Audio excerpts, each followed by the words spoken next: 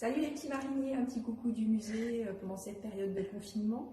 Donc on vous invite à l'intérieur du musée pour vous faire découvrir une collection qui nous a été prêtée sur le sucre et qui va bientôt être présentée dans le musée. Bienvenue au musée. Comme Caroline vous l'a expliqué, voilà, on tenait en fait à faire une petite vidéo parce que on ne vous oublie pas, on sait que c'est une période compliquée.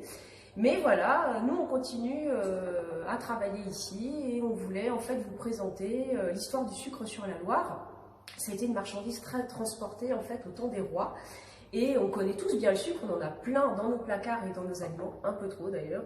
Vous connaissez bien le sucre en morceaux, le sucre en poudre, le sucre de canne et le sucre candi. En fait, il existe une quantité phénoménale de sortes de sucre aujourd'hui, mais savez-vous à quoi ressemblait le sucre autrefois au temps des rois? Eh bien justement, nous au musée, on en a un spécimen.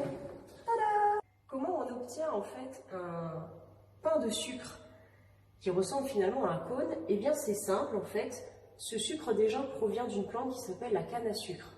Il fallait en fait la faire venir de très loin, d'îles qu'on appelle les Antilles.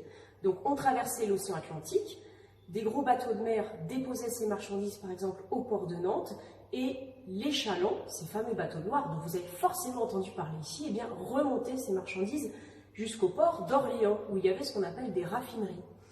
Pour pouvoir donc obtenir encore une fois ce pain de sucre, eh bien il faut le réduire, le sucre de canne, en sirop. Donc on le fait bouillir dans différentes cuves. Ce sirop est mis en fait dans un moule comme celui-ci qui est en terre cuite et il va finir par cristalliser. Et une fois qu'il a séché, qu'il est cristallisé, eh bien on le démoule. Donc on a ici le moule et le pain de sucre. Comme Lucie vous a expliqué tout à l'heure, au temps des rois, on consommait le sucre, on l'avait sous cette forme, sous la forme d'un pain de sucre. Donc pour pouvoir passer du pain de sucre à un morceau de sucre, on utilisait une hachette.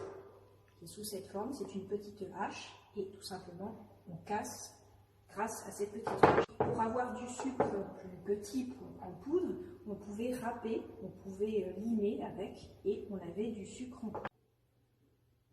Donc si on veut rendre le sucre en morceaux plus petits, en poudre, eh bien on peut utiliser comme un moulin à poivre. C'est un moulin à épices, mais qui a servi aussi à sucre.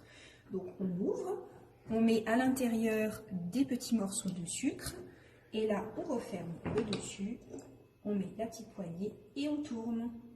Et pour finir, pour prendre le sucre, on est toujours à la même période du temps des rois, mais là pour la consommation du sucre pour les familles très aisées évidemment, eh bien on avait sa petite pince à sucre, on prenait son sucre comme ceci pour le mettre ensuite dans son chocolat.